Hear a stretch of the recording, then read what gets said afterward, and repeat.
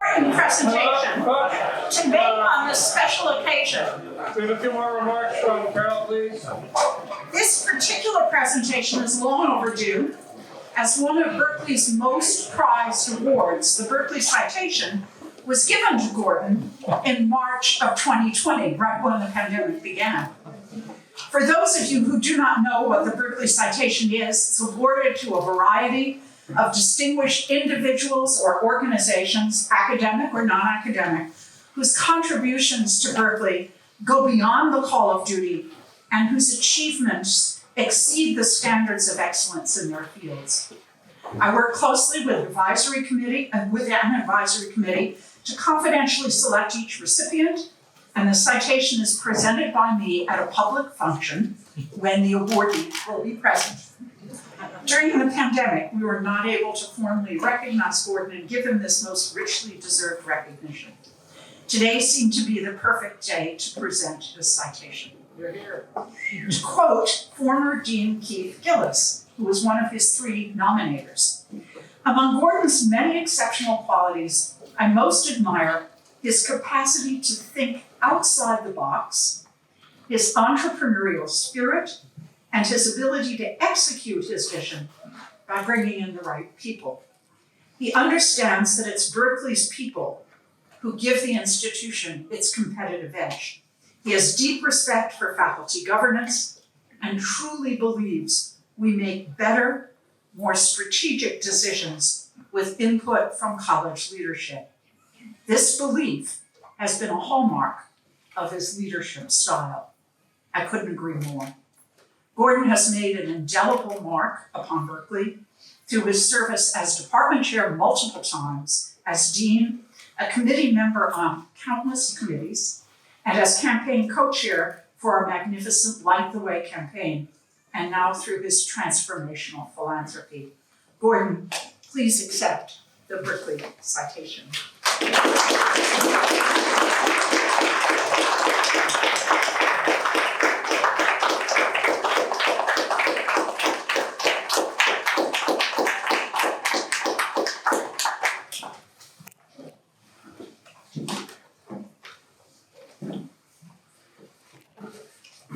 There's no lighting here, so as a result, I'm going to use a light to be able to see what I want to share with you. Thank you all for taking the time to participate in this celebration. As we all know, UC Berkeley is a unique institution. It is indeed extraordinary, in large part because it was sponsored by Abraham Lincoln when the passage for land-grant universities in each and every state in the Union. It ended up creating an institution that's had a great impact over our past, and it has the power to shape our future like no other institution within the state of California, with the exception of UC Davis. From its formation in 1968, Cal Berkeley continues in subtle and often overlooked ways to pour fresh knowledge, human capital, and innovation into the engines of our society. As an institution, Cal Berkeley demands excellence and has little patience for mediocrity. It heralds the latest and the newest, but never allows itself to be consumed by the intellectual fad of the day. It is a body that thinks both before and beyond its time. We, those in the College of Natural Resources, take great pride in the fact that our college was one of the 2 cornerstones of this remarkable institution.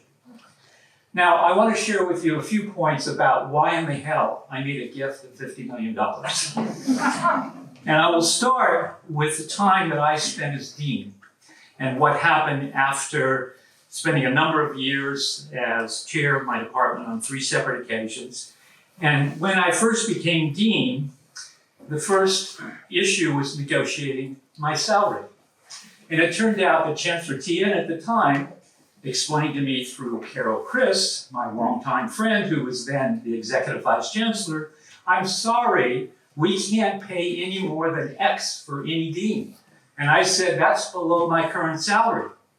And she said, I'm sorry, we're concerned about our public image. I guess we're no longer concerned about it, right? This is many years ago.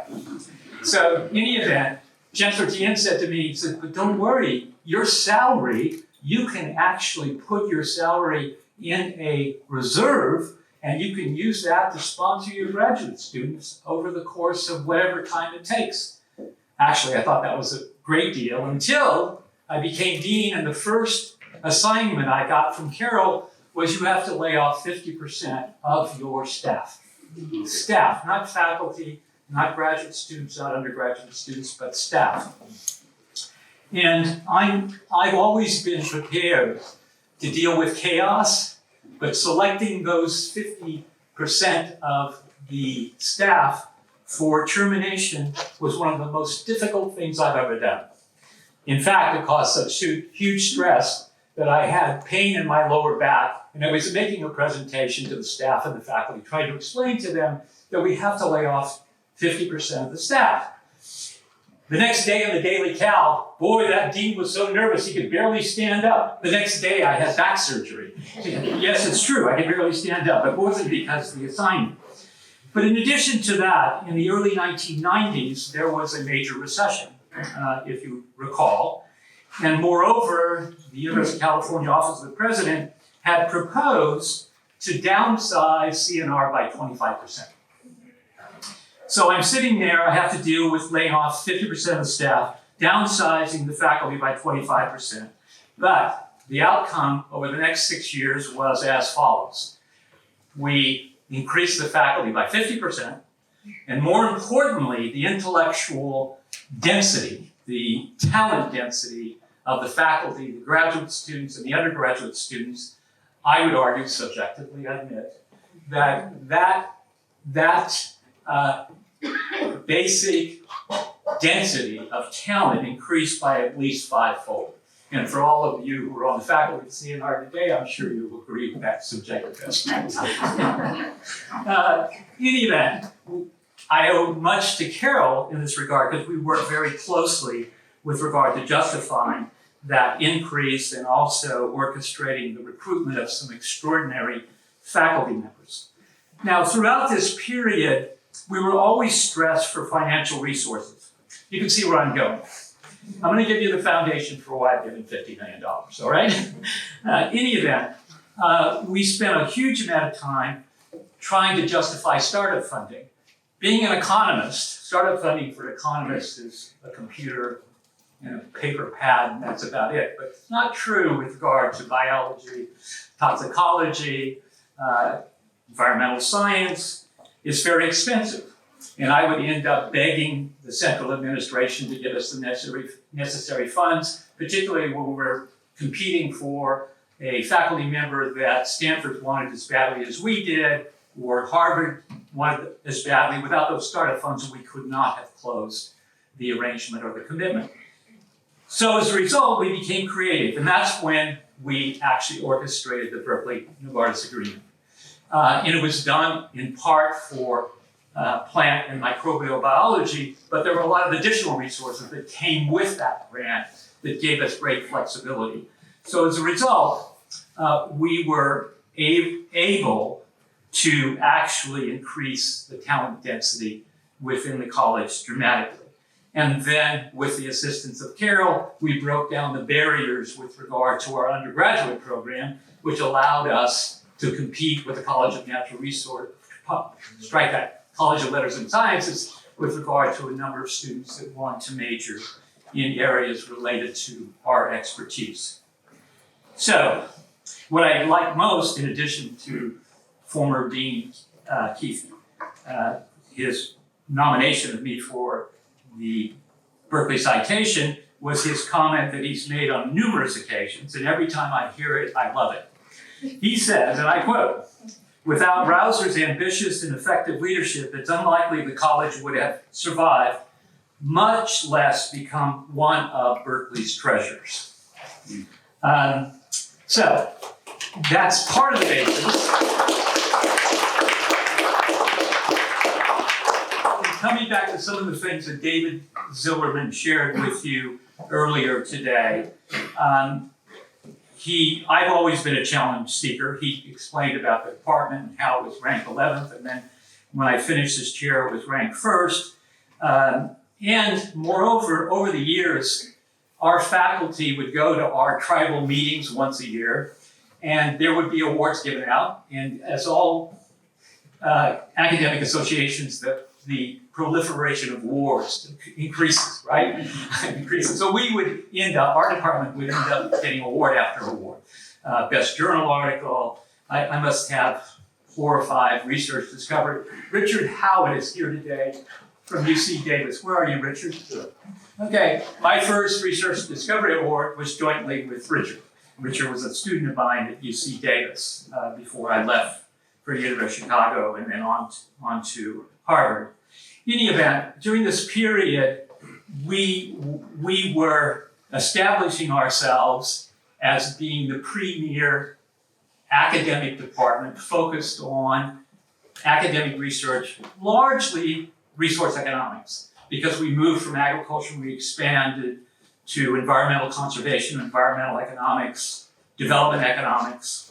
And this was a very spirited period of my career. And during that period, to show you the flexibility of UC Berkeley, I took 2 leaves of absence because I was keenly interested, as David said, in political science and also public policy. And Berkeley gave me the opportunity to go to Washington, D.C. and serve 2 two-year terms, once on the Council of Economic Advisors as a senior economist, and once as chief economist at AID. And during that period, I also set up the Institute for Policy Reform, which got funding. It got about $1 million from the State Department to look at policy reform throughout the world, not just here in the United States.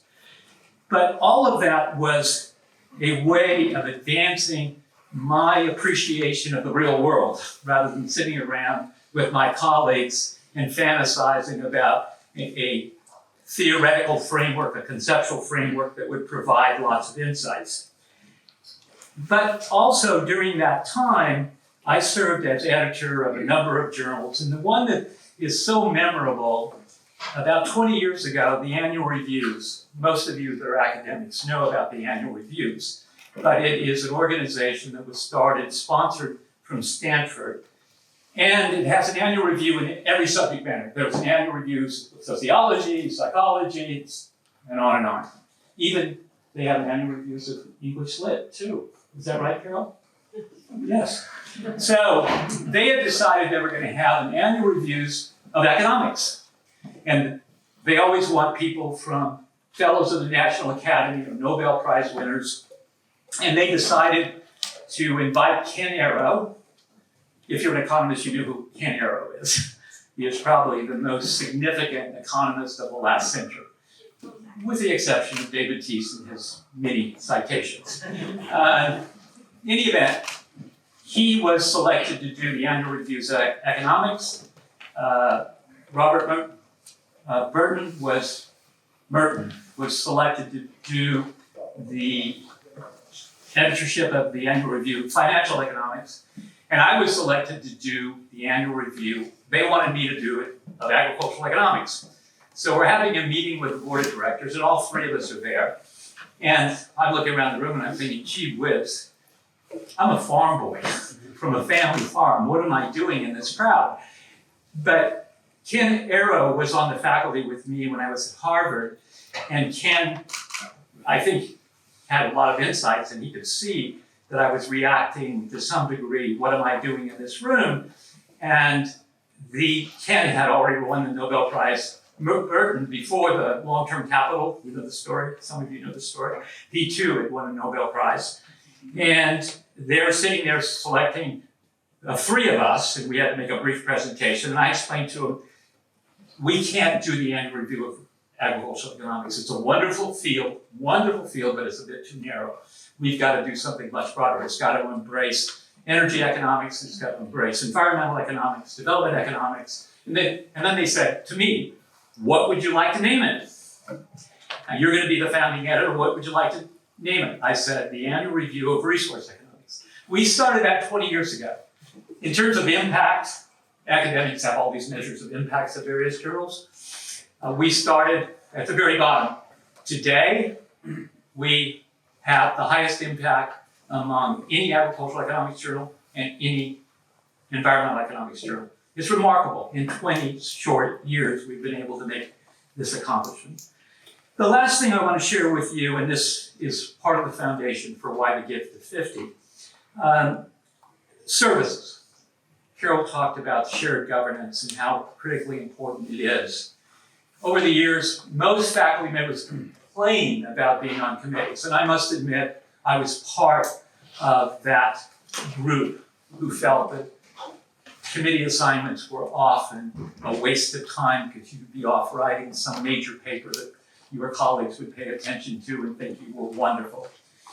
But in the event, over the years, whenever I got to be the chair, I loved it. The first major episode, Doris Calloway was the provost for professional schools and colleges before Carol, and they expanded the scope for the executive vice chancellor. There was a contentious committee that was trying to find the location on the Berkeley campus for the Haas Business School. And they wanted a huge footprint, right? So the question is where? And where it was going to go was going to displace somebody else. So they're going to be losers and they're going to be winners. So how are we going to sort this out? She had a committee, it wasn't working out. She dismissed the committee and she came to me and she said, I want you to be the chair of this committee. I think I was in my mid-30s at the time. I admired her immensely. She was from the College of Natural Resources and I think was the first woman provost at UC Berkeley. I think that's right, isn't it, Carol? Yes. Yeah. So she basically said, I want somebody that's tough. I want somebody that won't be swayed by nonsense, and I want somebody that will make sure that whatever voices are expressed in the room, they'll do it with a positive intent. And I know that if anybody expresses intentions that are negative, you won't stand for it. I say, hey, that's good. That's even better than I think I am. I'd love to do that. And even it worked out well. And then subsequently, I got to be chair of an external review committee to evaluate economics on the Berkeley campus with a focus on the dysfunctional economics department at the time. This is 1988. Is Richard Gilbert still here? Okay. Is Gerard still here? Is he? Gerard, there are two former chairmen of the economics department that are here tonight. And in any event, during that period, part of the economics faculty was located in Barrows Hall. The other half was located in Evans Hall. And there was not a lot of communication between the two. And moreover, there was no common theme. And in addition, they faced huge competition from the other major economics departments, particularly with regard to compensation. And that was probably one of the major limitations. But in any event, we had, on my committee, it's so wonderful working with people like David Blackwell. He was on the committee. The other person who was on the committee was Laura from anthropology. Nader. Laura Nader. She didn't like economists, quite frankly. And moreover, I tried to explain to her at the time, I just gotten back from Washington, D.C., and heaven forbid, berserkly didn't appreciate the fact that I served on Ronald Reagan's administration on the Council of Economic Advisors. But nevertheless, I offered to her the following hypothesis. By the way, your brother really helped Ronald Reagan. What the hell are you talking about? I said, listen, he explained, in his famous book, what is it? Exactly. His book made it crystal clear that governments are dysfunctional. And what did Reagan do? He picked up on this, and he simply said, in many speeches over the years, that if you hear from a governmental official, the government's here to help you, those are the worst words you're ever going to hear.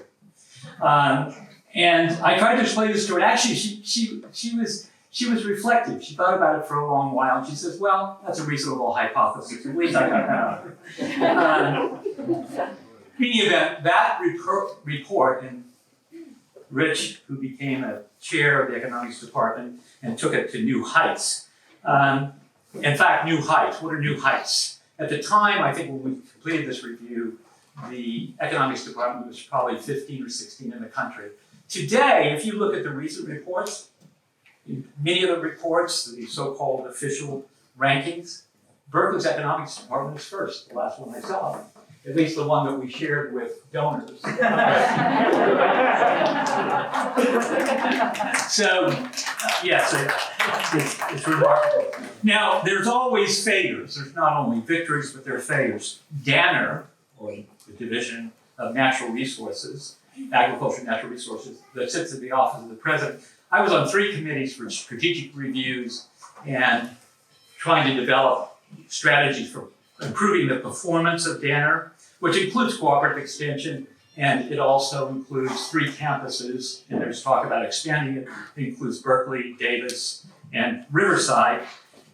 And we've done all these reviews, and nothing ever came of it. And I was chair of many of those things. And my conclusion from that is they just didn't have the talent density in terms of their leadership. It wasn't the committee's fault. It was somebody's got to step forward and provide effective leadership. And it didn't certainly happen with regard to Danner. And then, of course, the most recent committee that I chaired was the Berkeley NASA. And a few people here, Alec has served on the committee and he's now driving the bus. He's out there, is Alec. David also served on the committee with me. Where's Darek? Is Darek coming out here anywhere? Darek as well. And we did a wonderful report. Carol had me present it to the Board of Regents. This is fun. This is all about shared governance and feeling as though you're part of the decision-making process. And then finally, Carol, she mentioned that a moment ago, I'm now a co-chair on the campaign, and this unfolded in a very unique way. Carol knows me well enough to realize that I have great difficulty saying no, so she asked me if I would serve as co-chair, and she said, it's not going to take very much of your time. And I said I would think about it. A week later, she announced that I was co-chair. Anyway, I think I've spent enough time sharing my own personal reflections on what's happened. Now, where do I go from here? I'm going to continue with my entrepreneurial activities. I'm serving currently on 7 boards of directors. I continue to run my hedge fund and will do probably until the day I die. But what I'm most interested in takes me right back to academic research. Is David Zimmerman still around, or did he have to depart? There he is. Okay, well, 4 of my former students, one of which is a grandson of one of my students, 4 of them are editing a book following my festschrift on modern agriculture and resource economics and policy, essays in the honor of Gordon Rausser. Okay, so led by David, they put a last chapter that says the way forward. You have 19 chapters, the way forward. Okay, who's going to write the way forward? First of all, David, I've already co-authored a couple of chapters. I'm not writing the way forward. He said, no, but the challenge is we've got to take your work over the years and see whether or not we can deal with the wicked problems, the wicked societal problems. What are they? Global warming, climate change, dysfunctional governments, polarization, the autocratic regimes that have occurred throughout much of the world over the last 10 or 12 years. For example, Hungary, it comes to mind. And we go through this process, and because of these 4 co-editors setting this foundation, one of my brightest former students was here on sabbatic from Chile. We sat around in my office working for months about trying to figure out what would be the implications of what I've done over the years for these wicked societal problems. The other, of course, is technology and GMOs and Europeans' position with regard to the precautionary principle and how that set serious constraints on development and growth in Africa, because they too have fallen into the unfortunate circumstances of abiding by the precautionary principle.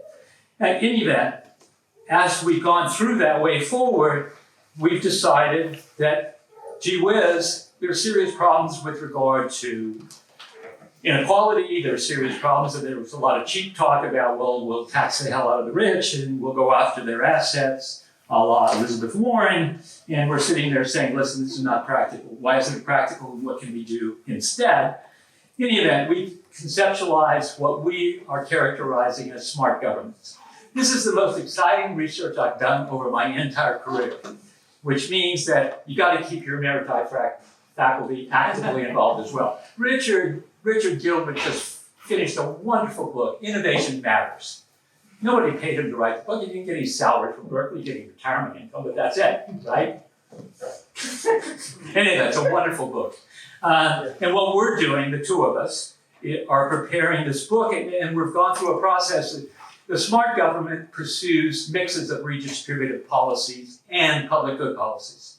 What I've characterized over the course of my career as PERTs and PEST.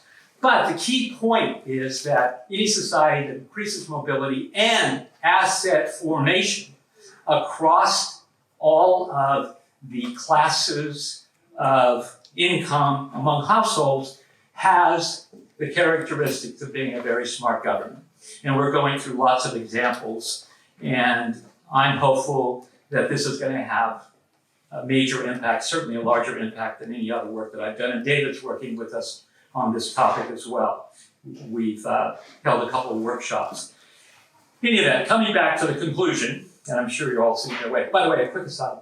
When all my children got married, I always gave a talk, because I love talking, as you can tell. In any event, there's video that's going on, and after the wedding, and we go to the reception, and I'm giving my speech, and I have a couple of poems that are terrible. But in any event, I get the video about a week later, and they're playing my speech. And in the background, my son's best man says, "Is he ever going to shut up?" Okay, I'm about to shut up. But don't forget, I gave $50 million for that.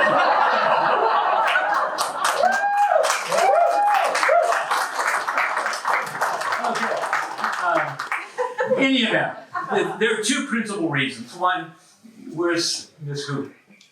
Where's Ms. Hopper? Hoover, where are you? There you are. Okay. I had to negotiate with her for a long time about the structure of the $50 million.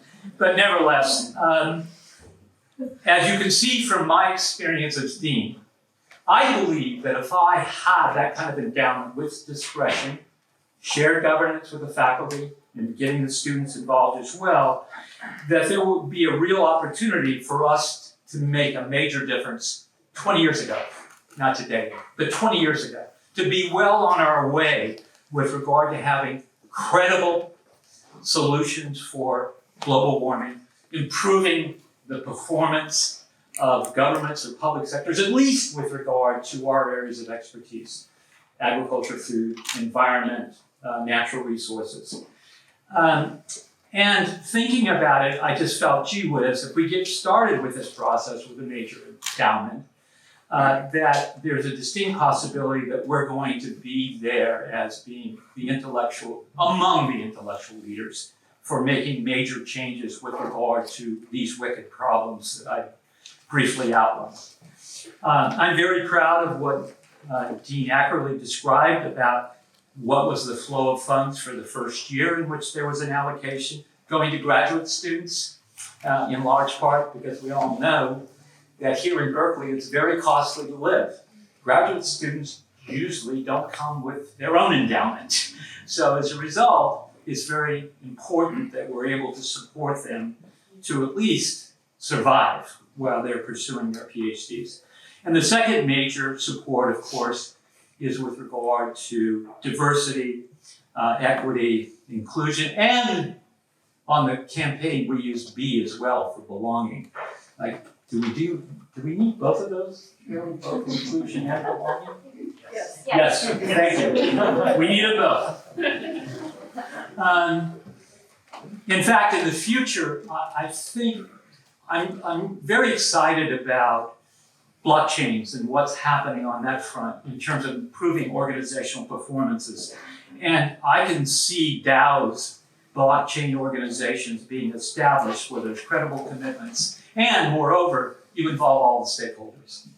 This is a movement that has begun to get some traction with regard to corporations on reporting both on their 10Ks and 10Qs, their performance with regard to ESGs.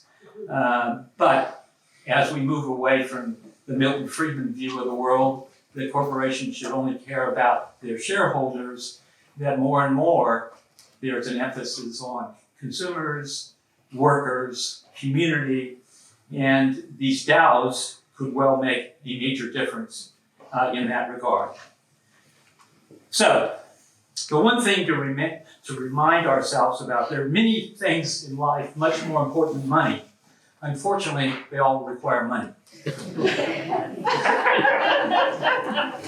Okay, so for more than 40 years, UC Berkeley has provided me with an intellectual home, more congenial than I could have possibly imagined or deserved.